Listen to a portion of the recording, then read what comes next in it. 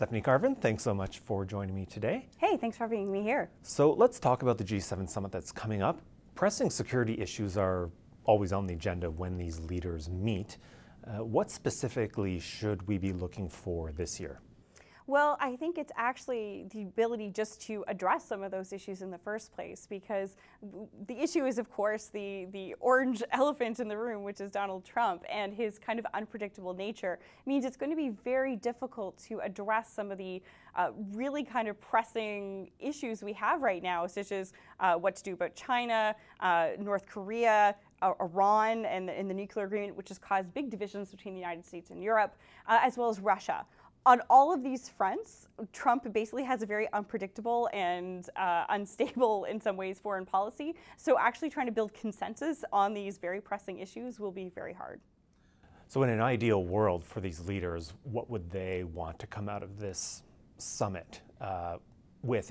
What consensus would they want to have coming out of this summit? Right. So I think the important thing would be to, in an ideal world, you would want to have a united front on Russia. You would want to be pushing for some kind of arrangement on the Korean Peninsula, right? You don't want to be pushing towards, the risk is that right now, with everything being in flux, that we could go back to some of the fiery rhetoric we saw in 2017. You want to have a statement about China and some of its aggressive actions in the South China Sea, but also trying to bring it on board as a growing global superpower. So, all of these things you would deal with in an ideal world, but again, right now the challenge is, Trump could very well just tweet something and an entire communique goes out the window. And one of his biggest diplomatic decisions recently was to withdraw the U.S. from the Iran nuclear agreement. We know that the European members of the G7, France, Germany, and the UK, remain committed to that agreement. They remain opposed to new sanctions on Iran. How do you see that discussion playing out in Quebec?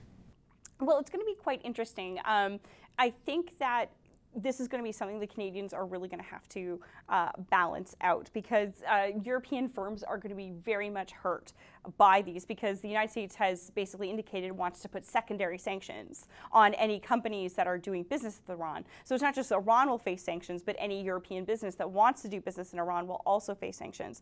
At the same time, the EU has taken steps to basically say, it's going to try and resist these secondary sanctions from taking place. So this is a real challenge to the transatlantic relationship, but it's also not the first, and this is part of the problem, is that Trump, whether it's threatening European and NATO countries over military spending, whether it's certain divisions over Russia and where things should be going with Russia, as well as now the Iran nuclear agreement. I mean, building the consensus that you would typically need or would expect to even come out of a G7 summit is really no longer there. So we know that the G7 governments hold meetings throughout the year on various topics, including security, but this is the moment where the leaders themselves are in the room together. So how are other leaders succeeding or not succeeding in their dealings with Donald Trump and the decisions that he's been making in terms of U.S. foreign policy? Well, I think, we've seen the attempt to really build personal relationships. Trump is a guy who likes personal relationships. So we saw Emmanuel Macron of France. He went over to Washington. There was this really elaborate visit that was there. But ultimately, the attempt to try and get Trump to stay in the Iran nuclear agreement, which was part of the reason he was there, ultimately failed. We've seen Trudeau try and build that personal relationship as well, and by all accounts, it seems that personal relationship does still seem to be there, but at the same time, you're not seeing the dividend pay off because we're still in these NAFTA negotiations. So it's going to be interesting, I think, to see how the leaders will be at trying to deal with Trump. The personal relationships are important. In fact, I would say they're critical, but at the same time, they don't always deliver. So whether or not we see new tactics will be really interesting. So let's talk a bit about what those governments have already been discussing. Foreign ministers recently identified certain themes such as protecting democratic values and continuing to cooperate on anti-terrorism measures. How do you see those playing out in terms of how these 7 countries can cooperate if they've been doing it effectively, and what more they need to be doing. Right. So usually in the lead up to these kinds of agreements, you have various national security agencies of all the different governments at a lower level meeting, discussing, working out common or points of commonality, and then those are then brought forward when you have the leaders all sign off on them at the end of the big communique. Those issues, they're important, they're significant. I wouldn't downplay terrorism, but at the same time, it's easy for everyone to sit around a table and say, yeah, terrorism bad. Yeah, we should continue pressure on the Islamic State and things like that. So, on some level, it's good, but, we're also reaching a new phase in the war in Syria. Basically, the Islamic State is not what it used to be. The terrorism threat may be evolving. So that would be an issue that you would have to address. Well, are we going to see some kind of spillover into another area?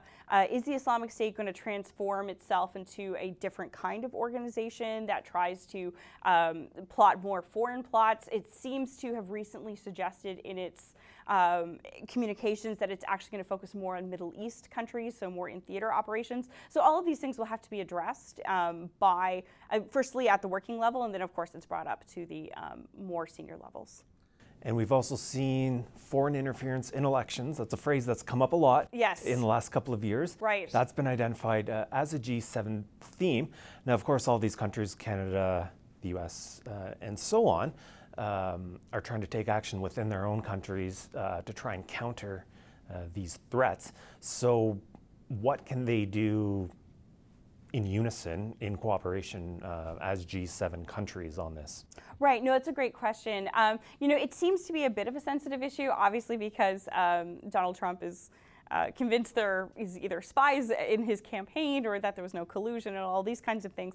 At the same time, we've seen the other kind of G7 countries recognize the importance of sharing information, learning best practices, and really working together to try and counter the threat. So, for example, France, in its elections, they knew that hacks were coming, and they were able to basically prepare for that. They were able to prime their populations to expect hacks to happen. And then they were even able, within their email accounts, to put in some fake messages so that when those emails were stolen, they could point and say, yes, of course, that these were steps that were taken by a hostile foreign service, in this case, almost certainly Russia. So what's going to be really interesting to see is how is there going to be a statement about this? I would expect something because, you can usually dress it up in some fancy diplomatic language. But also, I think there really is a pressing need to actually exchange best practices and information between G7 countries because this isn't a problem that's going away anytime soon. So finally, then, that kind of leads into the final question I have for you, which is, looking at the G7 compared to NATO or compared to United Nations meetings or compared to having national security agencies come together, I guess, in sum, when the G7 leaders meet and they're talking about security issues, do we see anything substantial, anything concrete coming out of these meetings? Or are we really just looking at, as you said, some general signs of agreement, some general signs of consensus moving forward until they have the next meeting?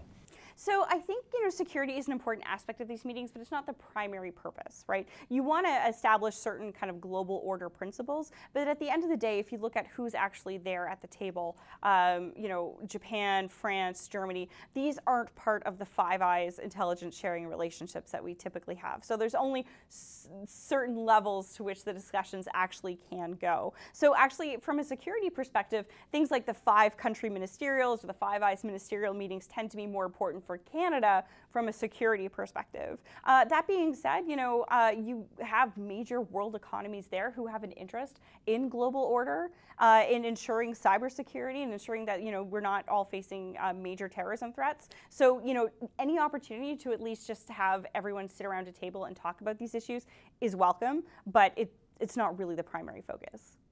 Well, we'll certainly be paying attention as the leaders converge on Charlevoix. Stephanie Carvin, I want to thank you for your time today. Hey, thanks for having me on.